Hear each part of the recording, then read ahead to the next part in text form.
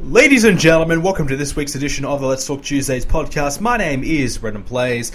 This is the show where we answer all of your questions that you send in every single week on the BrendenPlayz forums at BrendenPlayz.com/forums, in the YouTube comment section down below, over at the Facebook page, BrendenPlayz Official, or by leaving a voicemail on the website, BrendenPlayz.com. Now, I will say, we need some more voicemails. Keep on sending in the voicemails. We have a few this week, but I'd like to see a few more. I know I haven't answered some over the past probably few weeks. That's really been because of some poor mic quality. So if you do have a pretty good mic, send in some voicemails. You're more likely to get your question answered. Anyways, we are coming off Wrestlemania week, and last week was episode number 100 of the podcast, which we had a live stream show. We had 50, 60 people in there for majority of the show, coming along, throwing questions my way, just chilling back, kicking back, and enjoying the show. So if that was one of you, thank you so much. I kind of put it on at late notice. I wasn't really, I didn't really time it very well. I just kind of threw it out there. So I do apologize for that, but I do thank everyone that had the time to come along and check out the show live. It was really fun, and we'll definitely probably do another one of those, perhaps when another milestone comes around, perhaps maybe episode 125 or maybe 150. I don't know, but it's certainly a lot of fun doing that. But I kind of like this style maybe a little bit more. I just kind of like kicking back and just not having a lot of pressure on me to do the show live and perform live in front of you. I don't know, but anyways, a lot of fun. 100 episodes, which is a crazy achievement. I think we've had 51. This might be the 52nd episode of the actual podcast. And then before that, it was the 10-minute, 20-minute episodes on YouTube.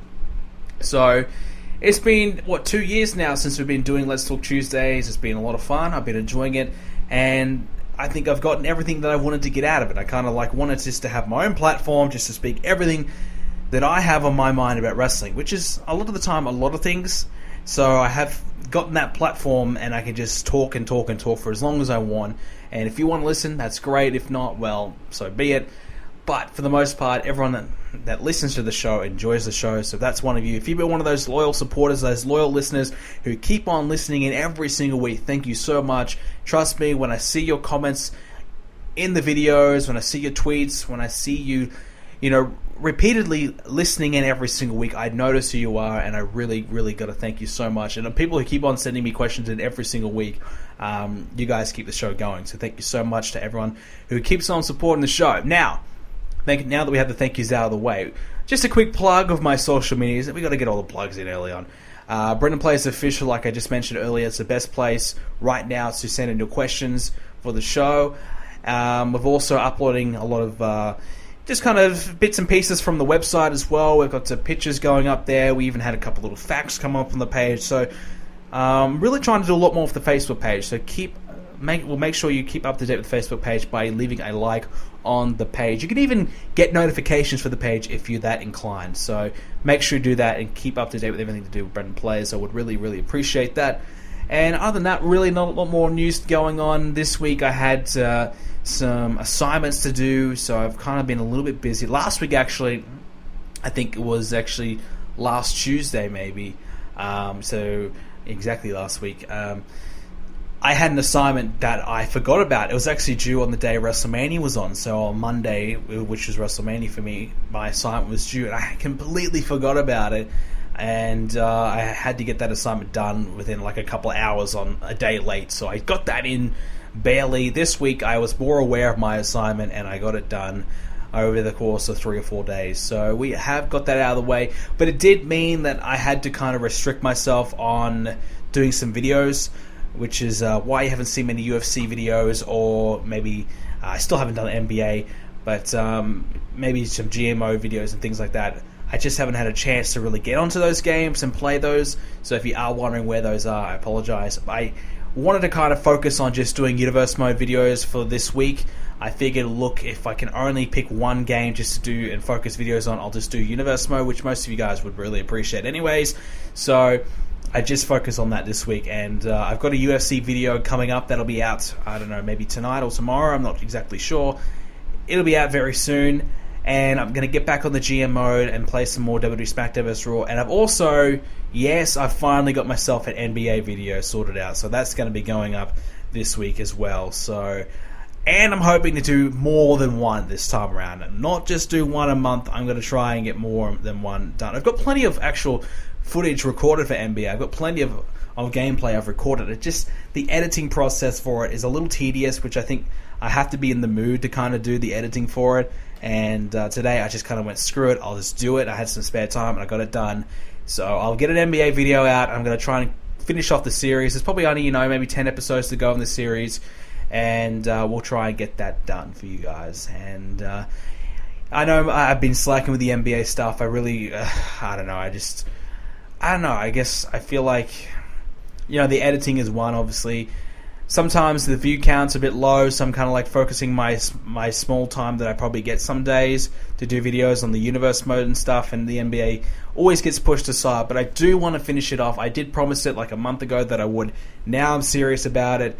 Let's get it done. So we're going to do some more NBA stuff. UFC, like I said, more Smackdown vs. Raw GM mode, and obviously universe mode as we prepare for SummerSlam, which I think is going to be really, really good. It's going to be like, I think, a 3-hour show at this stage, because I want it to be like, huge, like a WrestleMania style show. Because I think SummerSlam should be like a huge event. So, because I think it's, it's the second or third biggest show of the year. And I want to try and make all, the big four, even Survivor Series. I want to bring that back and make it into its, great glory that it once was. Revive it and make it great. Make Survivor Series great again on my universe mode. So we're going to try and do that. We're going to make WWE Universe mode great again. We're going to make it great. I don't think it really wasn't never great. I don't know. I thought it was always pretty good. I think, for the most part, I don't think it was ever less than great, but that's just me. But, so we're going to keep on pumping the universe mode stuff out. I really have been enjoying doing that, and we're going to keep on going with that, and keep on going, just usual business, I suppose. So this week, SmackDown and Raw chat coming after, a pretty underwhelming, it was a pretty good WrestleMania. A lot of people kind of said WrestleMania sucked. A lot of people criticized WrestleMania. A lot of people didn't like the Raw after WrestleMania, and whatever. I liked all of it. I liked WrestleMania, all 5 hours of it. I watched it all. I watched 2 hours of the pre-show. I got up at 7 a.m. in the morning to watch WrestleMania. I loved it, and I enjoyed Monday Night Raw as well, following it up. It was a good show. I actually thought probably this week's Raw might have been better than last week's Raw. Despite last week having the crowd and all the debuts, I thought maybe this week's Raw was better. I just felt as though it wasn't kind of like debut, bam, debut, normal segment, bam, debut. It wasn't just like all these new guys coming out at once. It just felt more natural. We kind of been introduced to a few guys a little bit more, and they kind of progressed some storylines a little bit more this week, whereas last week they were kind of laying the foundation for a few storylines. We weren't quite sure where they're headed. Now it seems as though we've got a few things kind of all sorted out. For example, Jericho and Ambrose, Styles and Roman Reigns, the Wyatt Family and the League of Nations, the tag team tournament. We're not quite sure who's going to win that yet. We'll talk more about that one later. And, we saw the debut of Karl Anderson and Doc Gallows, which was really great, and we'll talk more about that one later in detail. But a lot of praise from me on that debut. And, we've seen, I'm not exactly sure what they're going to do with some guys. Obviously, The Miz and Cesaro now are going to look so they're going to be feuding up. Not quite sure what they're going to do with Sami Zayn. He's obviously had some high-profile situations over the last few weeks. Not quite sure where he's going yet. But for the most part, a lot of things are happening right now. They've progressed a lot of storylines. And we're in the process of really building up a pretty solid show for WWE Payback. Whereas, last week, and certainly WrestleMania, it was very confusing, wasn't it? No real storylines got advanced. Even the title match, Roman Reigns, he won the title, yes, but, Triple H wasn't there, so they couldn't advance that storyline. Undertaker wasn't there to advance anything there. So a lot of the storylines that they had culminating at WrestleMania, nothing really came about at WrestleMania. And obviously on Monday Night Raw the next week, or the next day, they kind of laid the foundation, whereas this week they kind of, molded that into something. So for Payback, it is looking pretty good. So a lot to like right now. It was a good episode of Raw. We get straight into the meat and potatoes of it. Shane McMahon, he's still running Raw. He came out and cut a promo. Basically, they said, due to the overwhelming support, you're going to get another opportunity to run Raw, which I think is fine. I think I'm liking Shane McMahon on Raw, even though we all kind of know that it's not him actually running Raw or anything like that. It's still the same old thing. But the show doesn't exactly feel different. I just feel as though it's fresh. It's, a bit of a clean slate. Some new guys are in there. And there's a few little different things about Raw that's got me quite excited. I mean, there's a few things that have added in and some new guys have come in.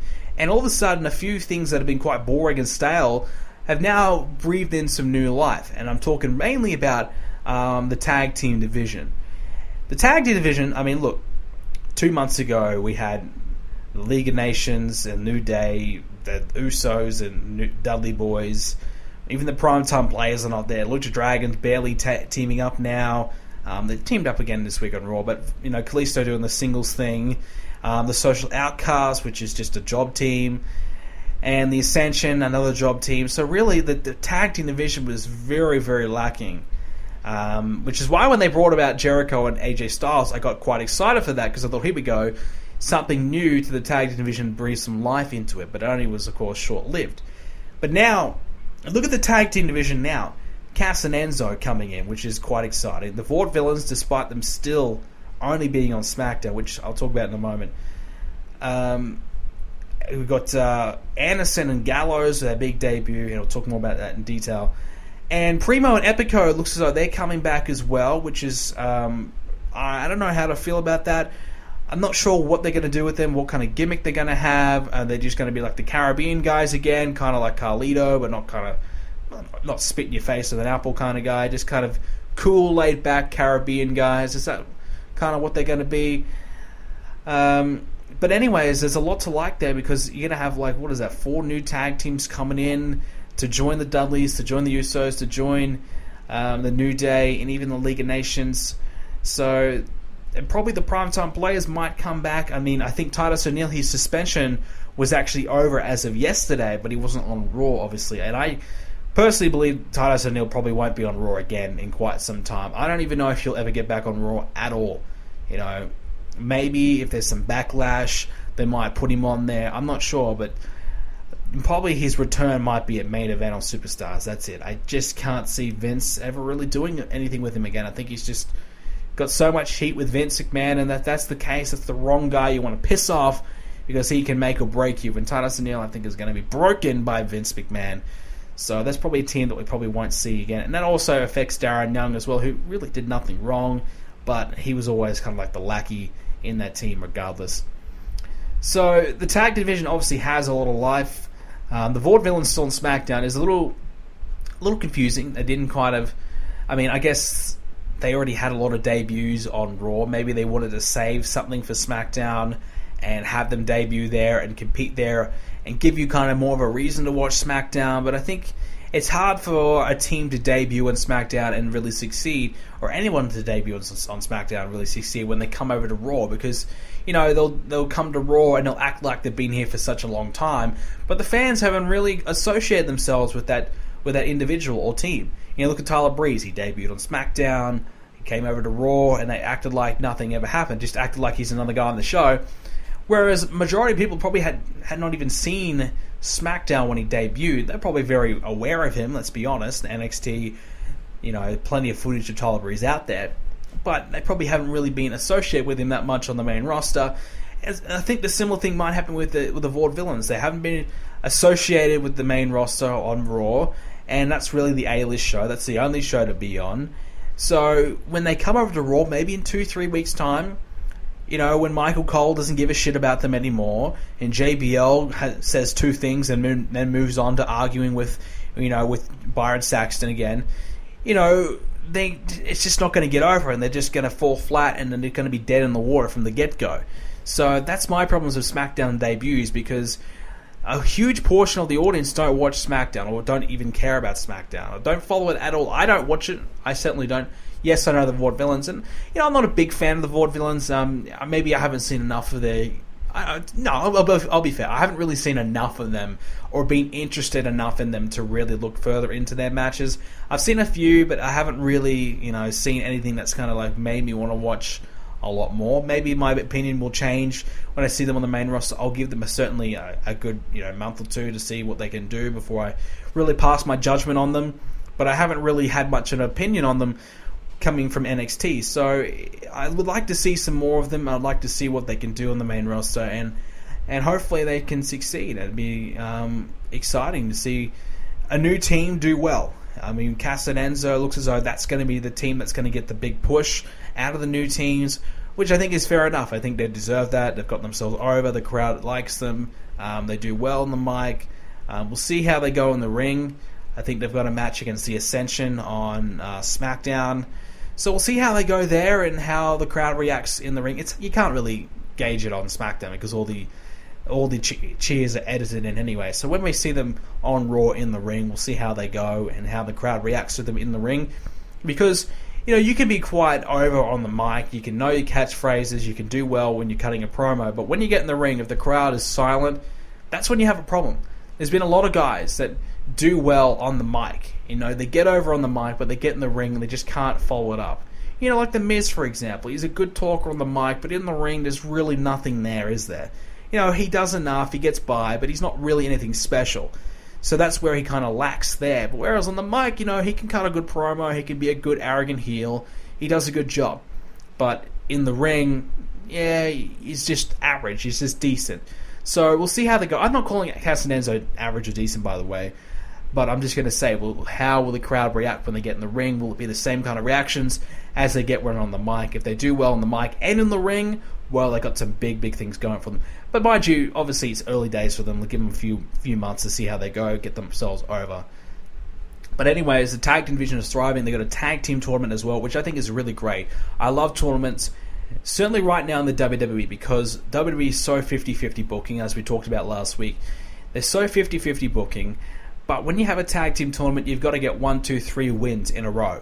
So straight away, you have a legit team who has beaten majority of the top teams in the division, and they deserve a title match. So straight away, to me, that is a great thing. Certainly for the tag division, we can dictate the one team that is the best right now, and they are the number one team. So I don't think Cass and Enzo are probably going to win that. I think the Dudley Boys are going to beat Cass and Enzo on Raw next week. I really do, and I think here's why. I think they're just going to cheat to win, and then maybe Cass and Enzo come out and they get their revenge and the Dudley Boys in the tag team title tournament final, and then they'll meet at Payback. I think they're not going to be, they're not going to have them feud with the New Day just quite yet. I think they're going to keep Cass and Enzo and the Dudley Boys as a team, as a feud by itself, rather than around the tag titles.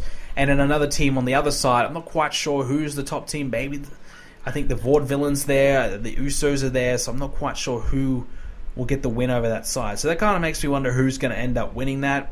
But we'll obviously see over the next few weeks what exactly is going on there. But anyways, the tag team division is looking good. It's a nice change, Moving along now, so we had Sami Zayn versus AJ Styles, who put on a really, really good matchup. Just a good wrestling match. That's really all it was. Fun match, and a nice follow-up for Sami Zayn coming off his Nakamura matchup. I'm sure he wanted to really do something great with AJ Styles as well, and I thought it was a very, very good matchup. Kind of leads me to think, though, where will Sami Zayn be in the future? Is he main event material?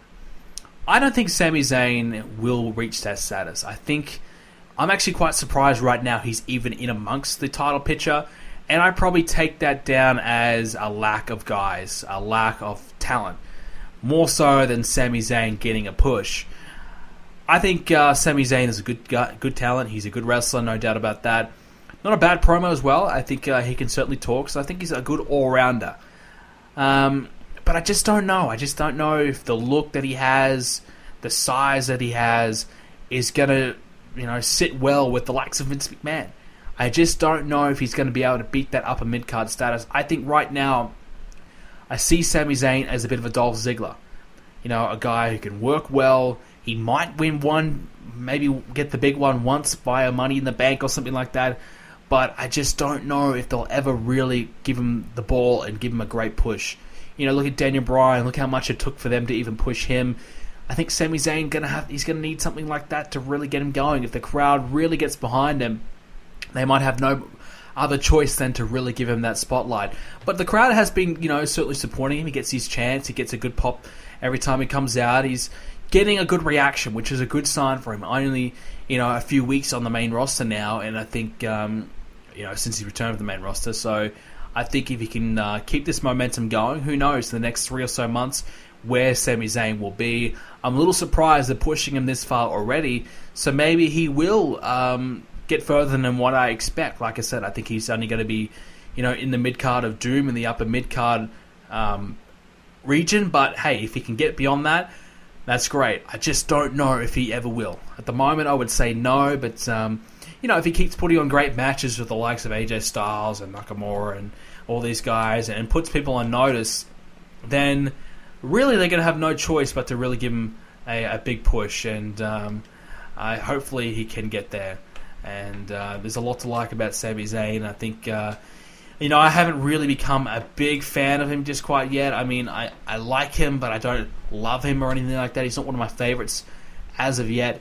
So in the next few weeks, we'll see how he goes, and he might appeal to me a little bit more. That's probably a reason why I don't see him as that, maybe getting all that far. Maybe I haven't really connected with him quite yet myself. Maybe I think that's similar to what other people are feeling. But I know a lot of people do like Sami Zayn, are big fans of him. So, we'll just have to wait and see how he goes. And I'm a little surprised as well that they're even giving AJ Styles this sort of push at the moment. I mean, I'm kind of surprised he's getting a title match already. I mean, it was very confusing what they did. I spoke about that last week with the losing to Jericho, then the next night getting a title match was kind of ridiculous. But I guess it kind of keeps Jericho looking good, gets the feud done and dusted, and everything like that. So I'm not exactly sure, what they're going to do with AJ Styles going forward. But I guess at the moment they want to capitalize on Styles, putting on some good matches, getting a good reaction. I thought he got a decent pop when he came out for his match this week. So AJ Styles is doing pretty well. I think he is, a potential main event talent here on this current roster.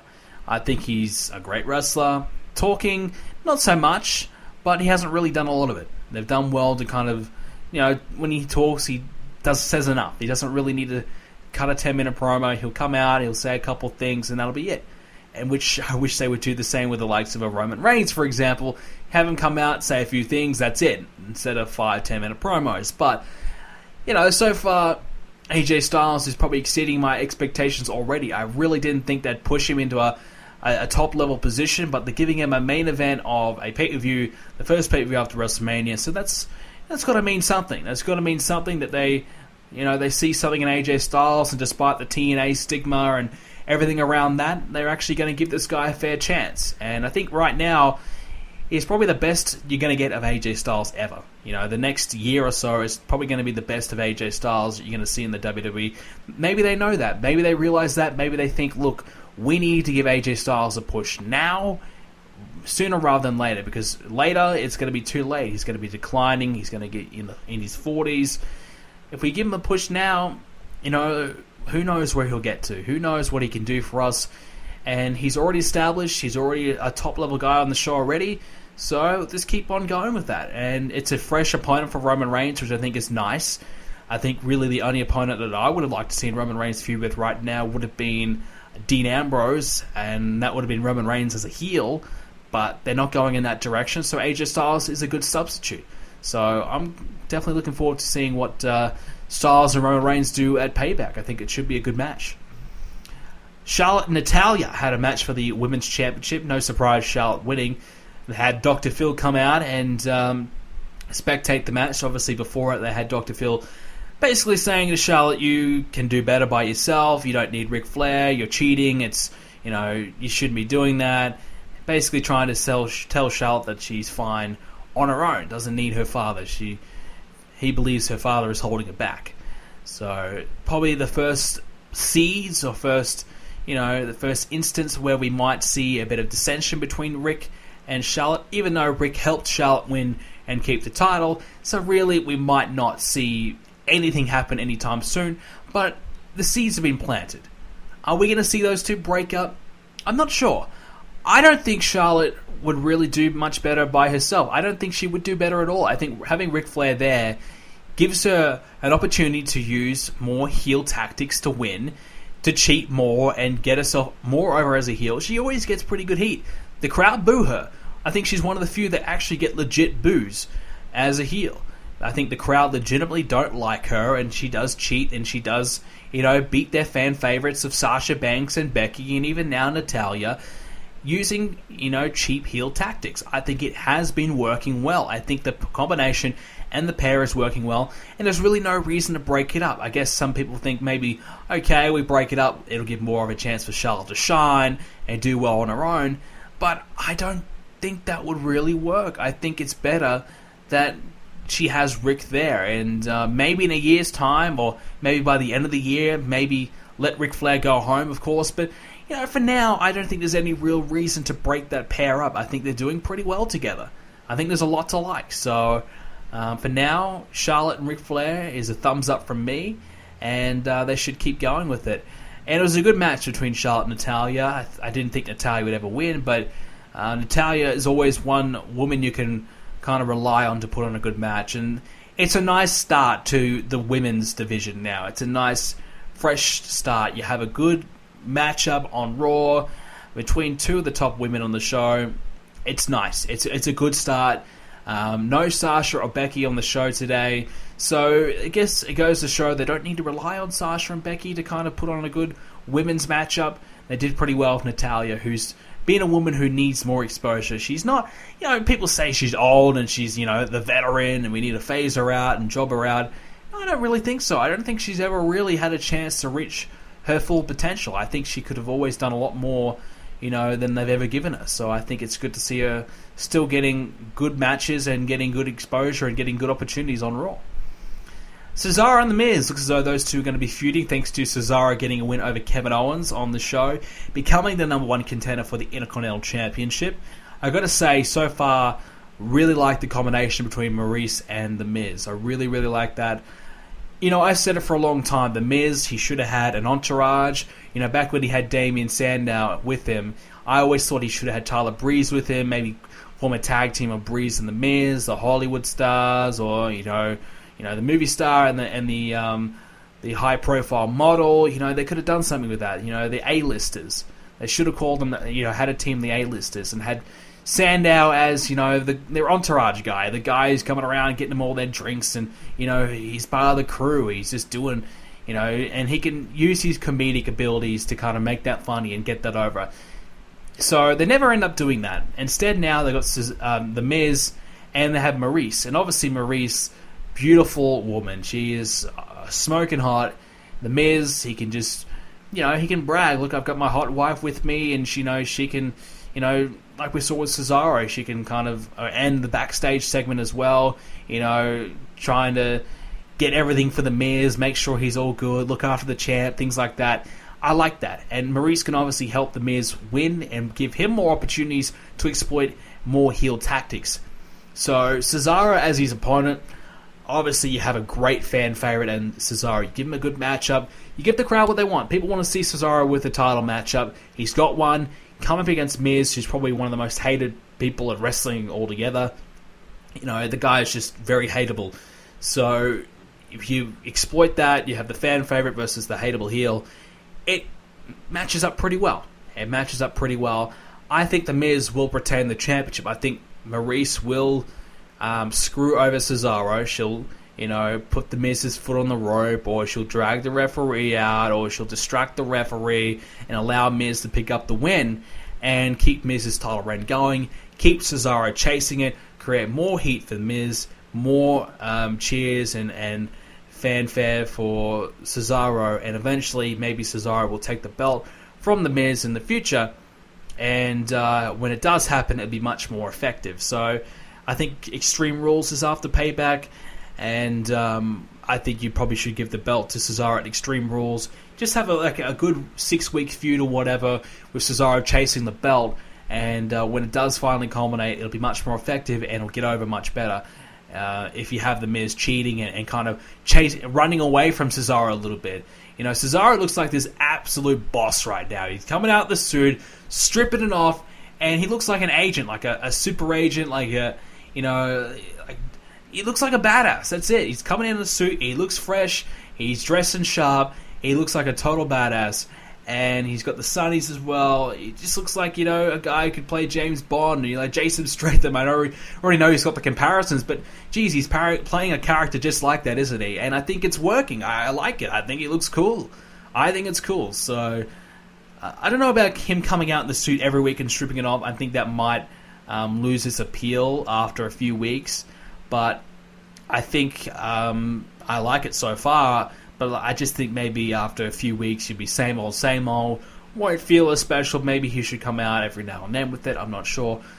I don't know, but I like it. I really like it. Cesaro's great. I think he's one guy who should have done so much more already. He's been in the main roster, since 2012, 4 years or so now. And what has he really done? Tag champ, US champ. Could have been so much better. I think he's a prime target, a prime possibility for the Money in the Bank winner this year. And to be honest, he would be my winner. He'd be my winner without a doubt. He, maybe AJ Styles. One of those guys for me needs to win Money in the Bank. Preferably Cesaro. I'm a much bigger Cesaro fan than AJ Styles. So he's my pick at the moment. I think a lot of people asked me that question this week. Who do I think is going to win Money in the Bank? Well, I think Cesaro is my pick. Apollo Crews, another victory this week, this time over Adam Rose. Who, by the way, Adam Rose does not look good. His body, he's toned up, but he's just so skinny. It just doesn't look good. His rib cage, it puts some meat on you, bro. It just does not look good. Start eating. But anyways, that's another criticism I have of Adam Rose. One of the guys I just don't give a shit about whatsoever. But Apollo Crews beating him up nicely. It was a good enough match for what it was, a couple-minute squash. Cruz looks good. Like I said last week, Cruz is going to be the man. I really believe Cruz has all the potential. They're saying it themselves. The commentators are saying it. It's not often that they say that when they honestly believe this guy can be something. This guy's going to be the next megastar. They're putting him over huge. I think Vince McMahon, he can look at Apollo Crews and really appreciate it. I think Vince McMahon, he will probably like Apollo Crews. The only fear that I have with Apollo Crews is, will they push him too much? Will they give him a push overboard? Will they make him this unbeatable monster babyface, just quote unquote burying and squashing everyone and getting shoved down our throats? Will they do that with him? And I think it's very possible that they might. They might have him just stomp through all the jobbers at the moment, then start to get a few big feuds and probably win some of those. But honestly, I think Cruz is a guy who can really be something. And why wait? This is the thing, when a guy I think is ready, when Cruz in-ring is great, he's got his character, that's really the thing he had to kind of get down-packed. His WWE character, getting used to the WWE way, cutting promos, things like that, and prove on all those things, and prove on his character, which is what he's done in NXT. I think the rest of it is all ready to go. So why wait around? If the guy you think can be pushed into a top-level position, now is the time to do it. Now is the time where we need top-level guys ASAP. So if you think Apollo Crews can be that guy, you think Apollo Crews can be main eventing pay-per-views alongside your Roman Reigns, your Seth Rollins, your Ambroses, those types of guys, do it. Get him in that position. 6 months' time, he can be there. He can. So, it doesn't have to be shoved down our throats. Have him lose in a couple of weeks. Maybe get him a shock loss and see how he goes from there. Just get that whole winning streak thing out of the way. That's never working at the moment. People always react negatively to that. I think people, just the whole Superman push. If Roman Reigns would lose a few more matches, yes, it might just ruin his character just a touch, just kind of like set him back a little bit. But I think that's going to have people be more open and welcoming to him because he's a guy who never loses.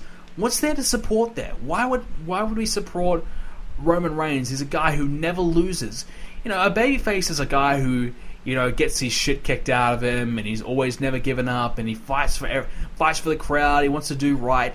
Well, Roman Reigns, what is there to really support him about? I mean, he's a guy who always wins. He's a guy who does it with a bit of a smug look on his face, and certainly now, obviously, he's going through a bit of a transitional phase. But it's interesting that they book him like that and they expect him to get cheered. I like Roman Reigns. Don't get me wrong. I've always been a Roman Reigns fan, still am. But when you think about it, the way they book him and the way, you know, they don't have him ever lose. I think he's like lost maybe a handful of matches in the last year or so. I think if he lost a match a little bit more here and there, and it would be, and they don't automatically believe, oh, Roman's in this match, he's going to win, you know, like they do with John Cena. It's just clear that everybody thinks that with Roman Reigns, it's going to be the second coming of John Cena, so everyone's just reacting negatively to it. Nobody wants that, so I guess if they change it up a little bit with Roman Reigns, I know I've kind of been talking from Apollo Crews to Reigns, but they change it up from Reigns, they have him lose a little bit more, don't make him out to be this superhuman, Superman, whatever. Make him beatable, and that might just help the crowd get behind him just a little bit more. Just a thought. But back to Apollo Crews, like I said, if they don't give him the God tier, over-pushed, you know what, let it be organic, let the crowd get behind him, put good matches on, have solid opponents, have a good rivalry, yes, win more than he's going to lose, but just let the guy do his thing, and I think he'll get over just like how Cesaro, you know, these impressive moves, great in-ring. You know, I just hope he probably doesn't end up like another Cesaro. I know the comparisons are obviously Bobby Lashley with a, you know, straight up, basically nearly exactly the same look as each other. But, you know, Bobby Lashley, just his voice is just so terrible. I mean, he couldn't really push the guy. I think Apollo Crews can succeed him. I think Apollo Crews will win the world title. He's the one guy right now on this main roster who I would pick from the NXT crew, dead set, will win the main title, will win the world title. Finn Balor, like I said in previous weeks, I think is the only other guy right now that I see winning the world title at some point in the near future from that new crop of guys. And so Dr. Phil was on Raw a few times. I thought his appearance was okay. I didn't think he really messed with the show too much, which I thought was a good overall show of Raw. I kind of feared, they might overuse Dr. Phil. I don't think his appearance is really necessary. I think he could have gone away without having him there. But he was there enough. He did his thing. It was okay. It was fine. So I think what they did with him was okay. I like what they did with the Golden Truth thing. You know, they had Dr. Phil come out. And he's like, I'm not even going to try and solve this issue. So I thought that was okay. So his appearance, it got by without it really taking up too much time on the show, and without it really lacking. Obviously, him and Charlotte had a nice little backstage interaction. I thought Dr. Phil did pretty well there and speaking, and it was obvious he was just kind of going off a script or whatever, but that's fine. You know, everyone goes off a script anyways, so I thought he did a pretty good job. Finally, the last thing I really want to get into regarding Raw is Roman Reigns and Bray Wyatt teaming up. It was a little different. It was interesting seeing Bray Wyatt in a babyface role. He got a good reaction from the crowd. They were cheering him when he got the hot tag. He was, well cheered. Is this the start of a babyface turn for Bray Wyatt? I don't know. I would say no. I don't think so. I think they might be just testing it a little bit here. Just kind of, I think it's more of a case the Wyatt family have really nobody to feud with right now. I think they're just kind of waiting and for this new kind of tag teams to get through before they get to the Wyatts. So the League of Nations and the Wyatts don't have anything to do, so I'm guessing they're just going to pin each other against one another. And I guess that would automatically make the Wyatts babyfaces, because who really wants to cheer the League of Nations? Nobody. So I thought it did okay. I thought the crowd was supporting Bray, which is a little surprising, but I wouldn't say surprising, but I didn't think it would get as much of a reaction that he did. But it went over pretty well, and obviously teasing another Reigns and Bray Wyatt's feud again over the belt. Maybe is this the start of Bray Wyatt perhaps gearing towards a WWE Championship opportunity? I don't even think he's had one title shot ever. So, which is kind of odd, because I think he's always been at that, top tier level. I just don't think they've ever really exploited it and kind of really ran with it. I think he's at that level, but they haven't really given him a push to the point where you would probably believe that he could win the belt. I don't think he really wins enough matches on pay-per-view or win any high-profile matches. I know somebody corrected me last week. I think I said he never wins on pay-per-view. He obviously wins on pay-per-view, but it's more often that he loses than not. So he wasn't even on the card at WrestleMania. So that's a little concerning for the Wyatts, but maybe a babyface turn is what is needed. But I think it's hard to kind of justify a babyface turn for the Wyatts, what would you cheer about these guys? They're like hillbilly guys who like to kidnap people and stalk people and, you know, want to take over the world. They're a cult. You know, is that really something you want to cheer for? That's the only problem with the Wyatts turning babyface. It doesn't really make sense to have those guys turn. They would have to change their gimmick and change their message and everything like that for it to do. Maybe they could just have a tween, you know, just have these guys go out there, and if you want to cheer them. If not, well, so be it. You know, they're just going to keep doing what they're doing and pair them up with Roman Reigns occasionally, have them against Roman Reigns occasionally. You know, just in certain situations, use them as a heel or babyface. Because, honestly, isn't that what they do with half the roster nowadays anyways? You know, look at the women's division, I think Paige, she said in an interview this week, she doesn't even know what she is. She doesn't know if she's a heel, she doesn't know if she's a babyface, and she has no idea what direction her character is going in. So I would probably say that is the truth for a lot of people right now on the roster. And the Wyatt family probably don't really have much of a direction themselves. I have no idea where they're going to be in the next 6 months, but, you know, I guess I think they will beat the League of Nations. I think that's a given. I think the League of Nations, it's done. I think it needs to end.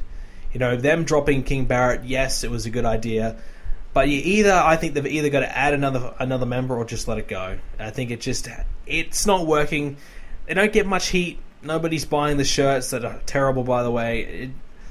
It's just not working. Honestly, I would have them all go their separate ways, all be upper mid-card singles guys. Maybe make Del Rio main eventer. Sheamus can stay in the upper mid-card. You know, I guess the only positive is that you have them all in one match together. You have one shit match on the card instead of 3 shit matches on the card. I like Rusev, so I'm not going to give him that. But, like, you know, Del Rio has been pretty lackluster. But Sheamus, obviously, I just can't stand him. But, yeah, it was interesting seeing Bray Wyatt in that different situation. It was a nice refresher. And I guess it kind of ties in nicely with the whole Shane McMahon running Raw because, you know, they want to try and promote that things are going to be different when he runs it. Well, things were a little bit different this week. More so than last week. Last week was his debuts. This week, things are a little bit more different. And what I thought was a good Raw. This was a very good show. Better than last week, I thought. So, a couple good shows in a row. We'll see how they go. So far, Payback is looking pretty good. Like I said, Jericho and Ambrose, that segment that they had, I thought was good. The highlight reel, I liked that. I think Jericho as a heel on the mic is fantastic. Ambrose, hijacking the show, turning it into his own little show, I thought was pretty cool. So I like that. And I think we were going to see Ambrose and Jericho feud after Night of Champions last year. I think that was the teaser, but it never really happened. They changed plans. So now we're going to get that feud now, and I think it's going to be great. I think this is probably where you'll see Jericho put over Ambrose, and then maybe Jericho will leave the company maybe around SummerSlam time or so. So maybe he'll have a feud with Ambrose, maybe somebody else, and probably leave the company for a bit and come back. So we'll see how Jericho goes, because I think right now his heel run has been great. I think he's had a good run. It started off really bad, but the heel turn was much needed, and now there's a lot to like with Jericho, and they can feud with some of these baby faces. And I'd like to see Jericho and Roman Reigns have a match for the championship. I would like to see that. So maybe after AJ Styles, by the way, Roman Reigns is going to beat AJ Styles. So after the AJ Styles feud, maybe if they still haven't, if the Ambrose feud is wrapped up, maybe Jericho and Reigns could have a little feud over the championship. I'd like that. But the only other thing I want to talk about today regarding wrestling before we get into our fan questions was the change from Payback to Extreme Rules. I thought it was different, interesting to see that they changed it from Payback to Extreme Rules. Just basically switched the two. I think, obviously, Payback makes a little bit more sense. Payback, WrestleMania, you want to get Payback from WrestleMania. You kind of... The only problem with it is that, well, we're not really seeing any WrestleMania rematches, are we? We've kind of moved on a little bit from that. So, it kind of makes sense, but it doesn't at the same time. But whatever, I mean, it's just a name. But I kind of like it in that position a little bit more, because quite often you do get WrestleMania rematches. This year might be one of the few times that we don't get too many, and that's because we didn't really continue the storylines. We kind of just ended it at WrestleMania, and we didn't have any storyline continuity from there. We had to start fresh the next night, and we talked about that earlier, but that's probably the reason why. And Extreme Rules, I think you have WrestleMania. It's nice not to have like a gimmicky show afterwards. I mean, have Payback, and then after that maybe Extreme Rules, and you can gimmick it up a little bit. Have some, all the weapons and hardcore, the no holds barred matches and things like that, and gimmick it up. Because after WrestleMania, you've already got that momentum. You've already got the momentum coming off WrestleMania. The first pay-per-view after WrestleMania is going to naturally do a lot better than what a normal pay-per-view after SummerSlam, or pay-per-view after Hell in a Cell would do, or a Night of Champions would do. That pay-per-view, Payback is naturally going to do better. But then you have Extreme Rules after Payback. Maybe it might incline a few people just to check out Extreme Rules.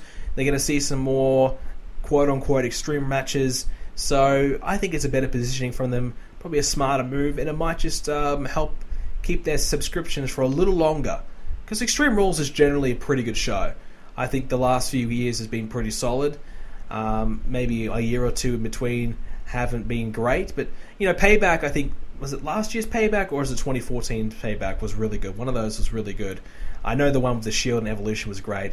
So Payback can be pretty good at times. And I think this year's Payback, from what I've seen and where we're going right now, the direction, I mean, you got Reigns and Styles, Jericho and Ambrose, which I think will probably be the match of the night. And if we might do something with Sami Zayn in there, which would be cool. Cesaro, probably Sami Zayn and Kevin Owens. That's where I forgot about that. That's where we're heading, right? Sami Zayn and Kevin Owens are gonna have a match. I kind of forgot that Kevin Owens was like out of the title pictures. I kind of forgot all about that. So Sami Zayn and Kevin Owens have a match. Cesaro and The Miz will be fine, and the tag team matches. So I think Payback could be pretty good. I'm not sure what they're going to do with the Women's Championship. Maybe Natalya again. We'll see. But it should be a good show. So alrighty, so we're going to move on to what is Brendan playing this week. So this week, obviously, been a little bit hindered by the assignments that I've been doing, but I've actually had a chance to go back. Bit of a throwback. Black Ops 1. Specifically, zombies and multiplayer. Oh my god. I have missed this game. Now, as I speak, I'm downloading Dark Souls 3. My friend bought it for me, so I'll tell you next week my thoughts and feelings on that. Mind you, I'm not a big Dark Souls guy, but I will check it out. I will give it a play, because I got it for free. Might as well play it. The Black Ops 1, I absolutely adore. I love it online. I've been absolutely stomping everyone who's still playing the game. Yes, there's a few hackers here and there, but it's not enough to really hinder my experience too much. I can generally leave the lobby and find one that's not hacked, which is nice. It's nice to be able to play one of the old CODs without it being ruined. Still would love to see a remaster. Still am hoping they bring out back Black Ops 1 on the backwards compatibility on the Xbox One. Would love to see them do that. But so far it's been great. It's great to go back and play the old zombie maps before zombies got too crazy. I played Black Ops 3 Zombies pretty much for the first time this week. I know I'm a little bit late to the party. But I tell you what, it's just so damn confusing. Like, I've been playing the classic Zombies, and it's just, you get a kill, you go get your upgrades, you punch your gun, you find a spot with your teammates, and you hold it up and you try and survive as long as you can. I like that. Now it's collect all these parts, get these rituals. I think, what was it? You had to feed a dragon in one of them. I don't know. It's just crazy. It's just so confusing. I just couldn't get into it. I just don't like it. I just like the simplicity. Shout out to my good friend Samir306, who's been a long time supporter of BrendenPlayz. Has many of the BrendenPlayz merchandise. He's a long time viewer and good friend of mine, and supporter on the forums. He allowed me to get the season pass from him, so I've been playing the map pack, and I got the Giant. So the Giant obviously is Darius or Darius, I call it Darius, I think it's called Darius. But the Giant is the classic zombies, which is what I love, so I've been able to play that on Black Ops 3. And obviously the gumball thing I think is pretty cool, and have the gumballs with the I know I'm so late to the party talking about this, but I'm just, this is what I've been doing. Having the gumballs with the Giant is obviously awesome, and I think I'm going to get some good rounds on that. So a lot of fun to be had there. So if you are looking to play some Black Ops Zombies with me, you got the Giant, maybe hit me up. We'll play some Black Ops Zombies. I am looking for some people to play with. The only problem is if you are not Australian, you're going to lag when you play with me, as my friend Sami knows. But we only had 3 people playing, so I wouldn't mind seeing another person play with me. So if you have the Giant and you're looking to play, hit me up. But so I've been playing a lot of that. My friend Samir also gave me Tom Clancy's Rainbow Six Siege, which I'm currently downloading right now, so I'm going to be getting that. He also gave me Batman Arkham Knight. So it's a week of people gifting me games. It's been great. So he got me the new Batman as well. I'm not a big Batman guy, but I'll check that out as well. Obviously, great reviews on it, so I'll check that out. So I've got a few new games to play. I got MLB The Show 16 finally. It took me forever to get that freaking game, and I like it. I dig it. I think it's pretty good. I've been playing the career mode on it, and I made myself a pitcher, but I wanted to be able to pitch and bat at the same time, but I'm not sure if I need to keep progressing further to get to the major leagues before I can do that, but at the moment that's kind of annoying me a little bit. I like to bat as well as pitch, but it's been a little disappointing I haven't been able to do both. But I've got a lot of games I'm going to be able to play. Probably no more games I'm going to buy until maybe Uncharted, so it's going to be a bit of a month or two break before I get any more. Hopefully, I've got so many that I need to get through, and I haven't really been able to finish many. I still haven't finished Far Cry Primal. I've been playing a lot of Tom Clancy's The Division as well. I've got up to, I think, maybe level 18 or 19 now. I know there's a big patch that's just coming out to really enhance the game, so I need to get back on that and keep playing more of that. I've been enjoying that, and obviously still doing the UFC stuff. And I've just really been bouncing from game to game to game to game at the moment. And yes, literally that many games. I've been playing so many different games. I just kind of need to pick one and go with it. That's my problem. That's always been my problem. I don't know which game to pick.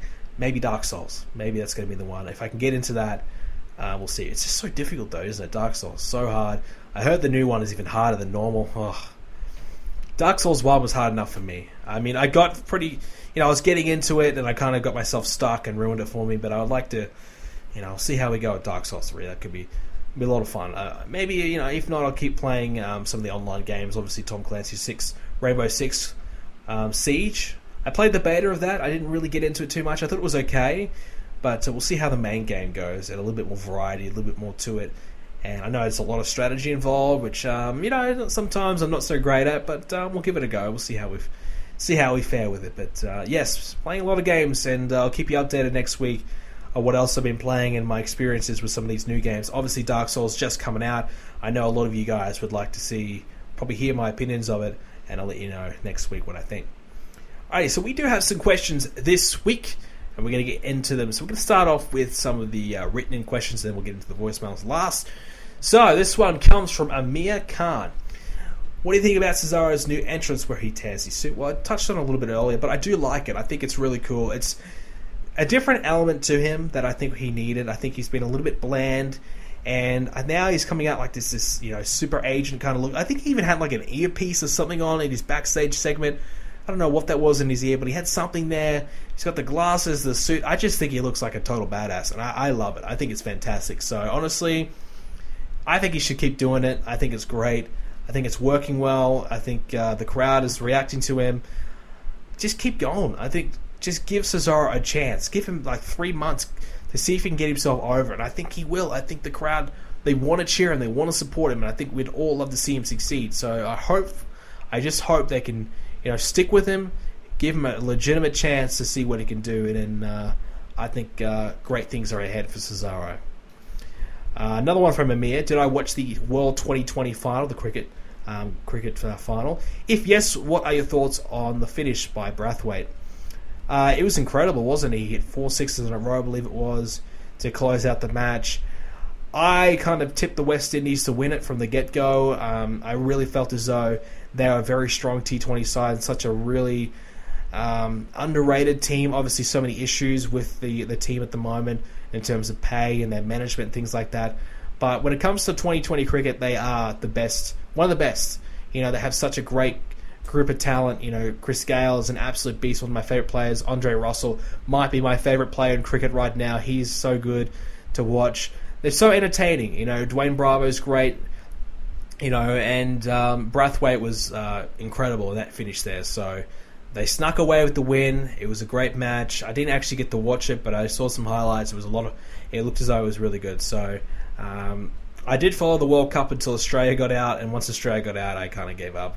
Australia in 2020 cricket is no good. We suck. We are terrible. But I blame that because of poor selection and poor management from ourselves. We have the best. I think we have some of the best 2020 cricketers in the world, but for some reason, we just can't get it right. This one's from Thomas Speller. Do you see there ever being a Divas Rumble match or Money in the Bank match? No, because there's not enough women on the roster to really justify it. Why do we need a women's Money in the Bank match? I mean, there's only really like 10 women in the roster. Whereas, and they're all going to get a title shot eventually, pretty much. There's only probably a select, 3 or 4 who probably won't ever get near the title. The rest are going to get a shot here or there. Look at Natalya. She was gone doing nothing not long ago. Now she's getting a title match. So, for the most part, everyone's going to get their turn at a title match at some point. Whereas on the main roster, you've got maybe your core 5, 6, 7 guys who are going to get your title matches, and then the rest of the mid card and the upper mid card, those 15 to 20 guys who are getting nowhere near the title, you give them Money in the Bank, and you give someone that you would not ever expect an opportunity for the championship. Whereas in the women, there's mostly everyone's going to get a title shot at some point. And a Rumble match, again, not enough really women to really justify, and I could see them doing a Battle Royal for a number 1 contender spot, but in terms of a Rumble match, I don't think it's really necessary. This one's from Sandman. Well, it has about a 5% chance of happening. Do you think that AJ Styles versus Roman Reigns could possibly lead to a Bullet versus or Balor Club versus Shield feud? I could see the Bullet Club interfering, and I didn't actually get into the whole Anderson and Gallows situation. But, with their debut, they really felt as though it was like an NWO kind of, these guys coming out of the crowd, wearing the jeans, wearing the shirt, invading the show situation. It really felt like that. So I could see them doing something similar to what the NWO did, getting a third guy. Who's the third guy? We all kind of expect it's going to be Finn Balor. And even if we expect it, still have it. The casuals who don't really follow it might not be that aware of it. So you can kind of tease it and tease it and tease it, bring out the third guy, and then, yes, do a Balor Club, with Finn Balor and Anderson and Gallows. Will it lead to a Shield feud? Well, that would mean that you need to bring Seth Rollins back as a babyface. And I think that's very likely to happen, Seth Rollins back as a babyface. So it's quite possible that all 3 members of the Shield may be babyfaces for the time being. It's very possible that's the case. So it could happen. If it's going to happen, this could be the time, but it needs more of a purpose than, let's just bring it back. I don't think that's a good idea. I think you need to have the Balor Club running a storm, going through the Wyatts, going through the New Day, going through the League of Nations, beating all the top tier teams, and there's nobody left to beat except the Shield. They come back and they come out there to try and beat these guys. That's when you got to do a feud like that, not just bring them back for the sake of it. When there's something meaningful to do, when these guys have beaten everybody there is to beat, they're running through the storm, through the whole roster, they're beating everyone, they're controlling the locker room, they're dominating. That's when you bring 3 guys back who might not like each other now, but they put their differences aside and say, you know what, we're going to do this, we got to get this group out of here, we got to stop this. We're the only guys who can do it. We need to put our differences aside so we can do that. That's when you do something like that. That's when it's more effective. Next question. It comes from Flynn. What are your thoughts on the disappointing use of Kalisto and how the Intercontinental Championship is outshining the US Championship? Yeah, the US Championship needs to get off Kalisto ASAP. He just hasn't done anything with it. He didn't get over. He tried. The WWE tried with him. I thought he had momentum coming off that TLC moment. They kind of tried to capitalize a little bit on that. But it just hasn't quite worked out. Kalisto just hasn't quite gotten there. And what is he missing? I'm not quite sure. I think, he's got the moves.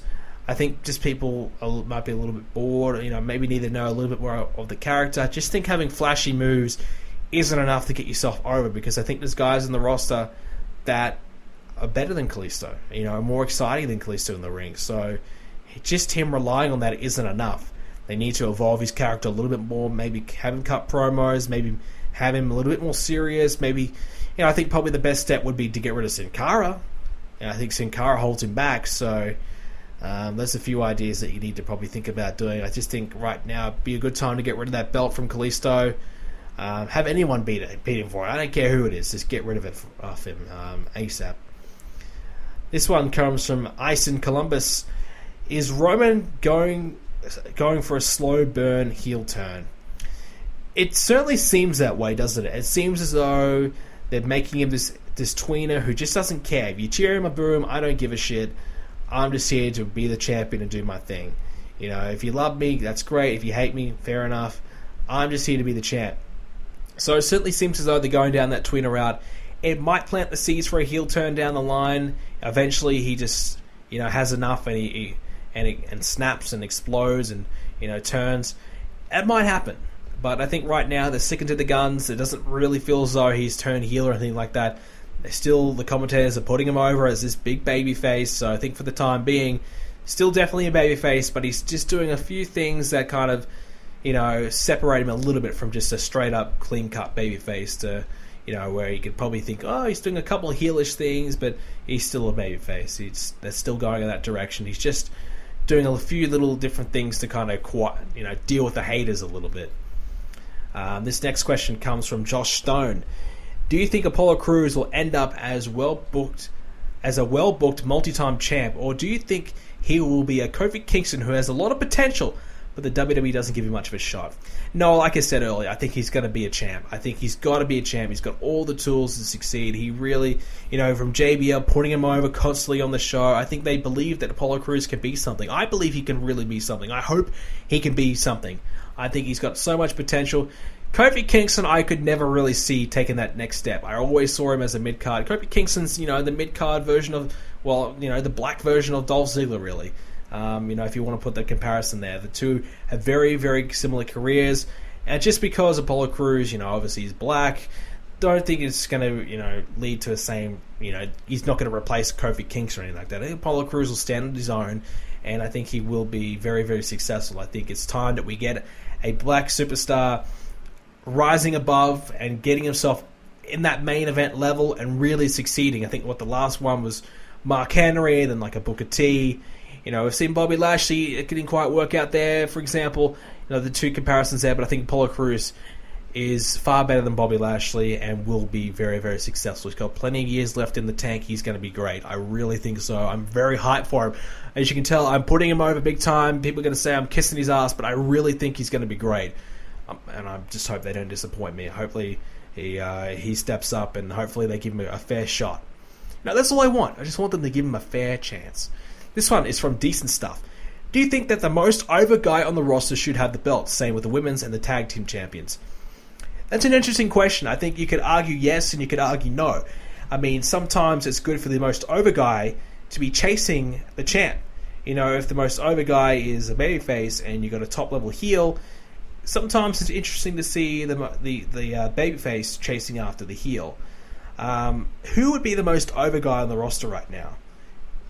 Some would probably say Dean Ambrose. Some would say, still John Cena when he comes back. Some would even say, Roman Reigns gets probably one of the biggest reactions. Does that mean he's the most over? You could argue yes. You could argue no. A split reaction, yes. Probably more 70-30 in boos now.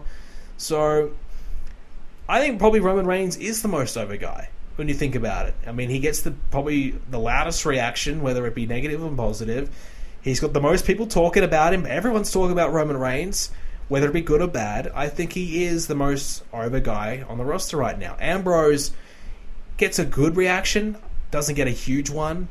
I think his reaction's been dying off a little bit. Even his reaction on Raw this week was okay. And the other guys, AJ Styles, not quite anywhere near there yet. Sami Zayn, not there yet. Kevin Owens gets a good reaction, but I don't think he's as over as a Roman Reigns. I think Kevin Owens is doing well, but I think he's just he's right up there. I think he might be with Dean Ambrose. He may be just a step behind Reigns at this point. But I don't know. That's just my opinion. I think Reigns is certainly one of the most over right now. So you could argue, yes, he's the most over. And the Women's Championship Charlotte gets a great reaction every time. She's always getting booed out of the building most times, so that's fine. And New Day gets the biggest reaction. So, for the most part, they already do that. The most over guy in the company does have the belt right now. And sometimes it's good. Sometimes, for example, John Cena, if he's the most over guy, he shouldn't need the belt. He doesn't need the belt. Undertaker, if he's the most over guy, he doesn't need the belt. Brock Lesnar doesn't need the belt.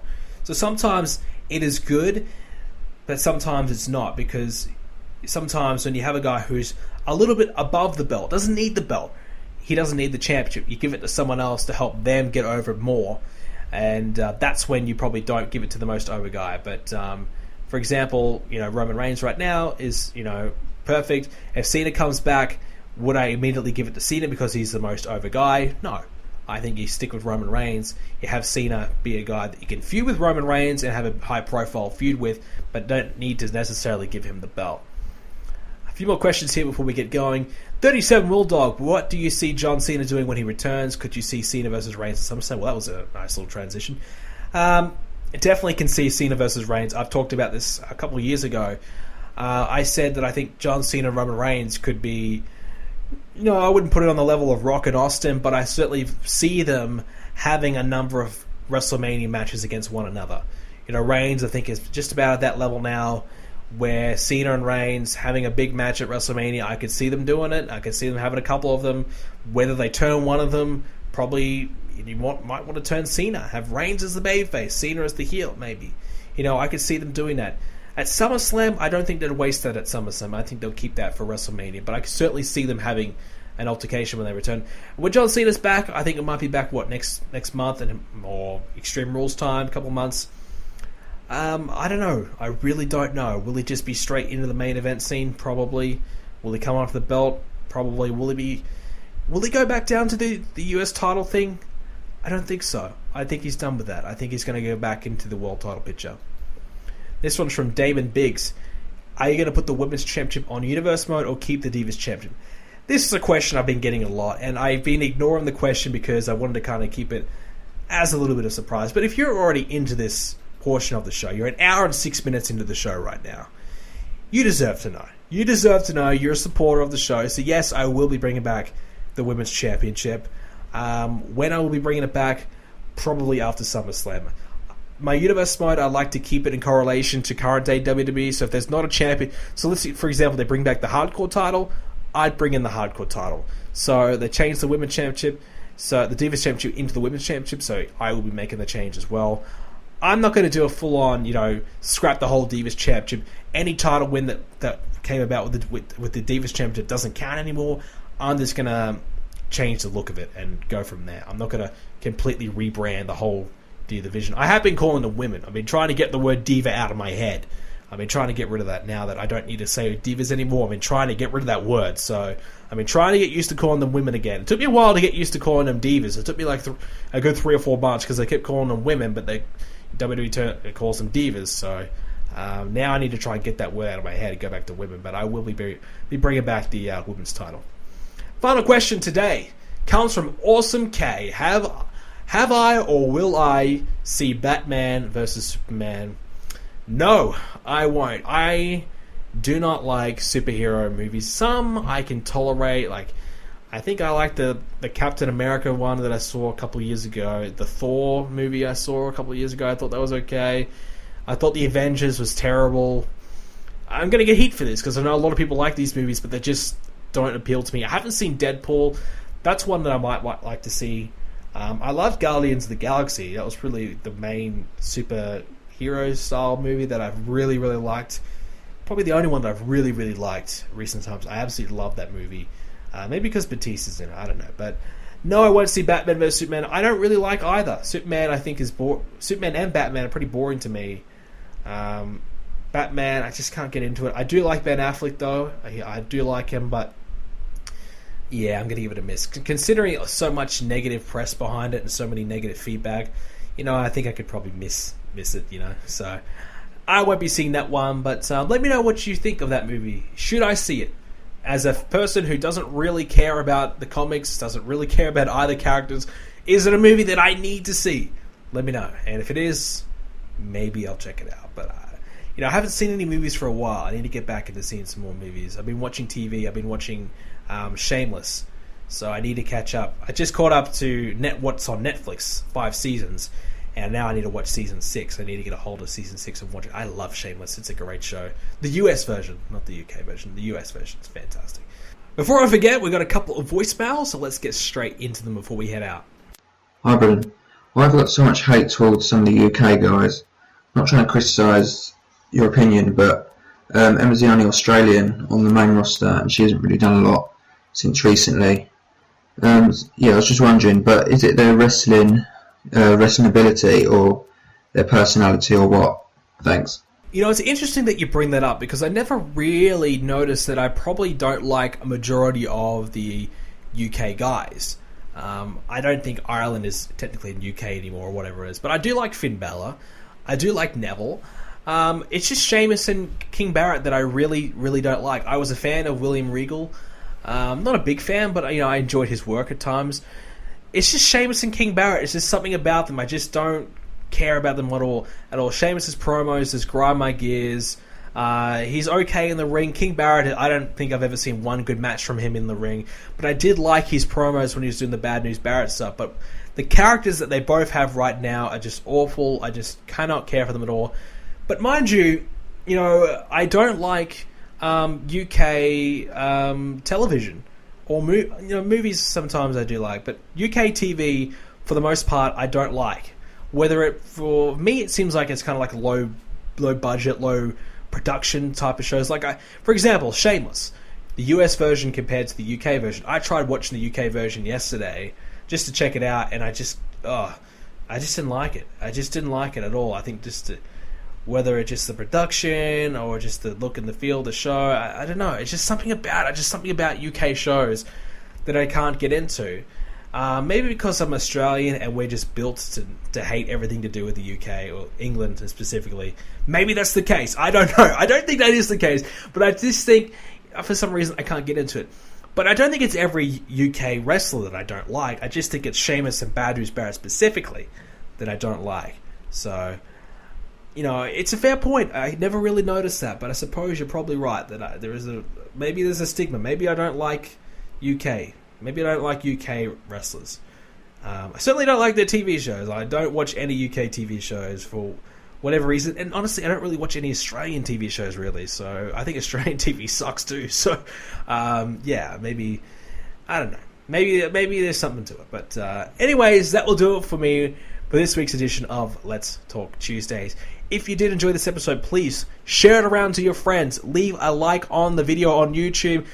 Tweet it out on Twitter. Share it out to your friends. Tell someone about it. Post about it. If you're on Spreaker, leave a love heart on the episode. If you're on iTunes, give us a rating.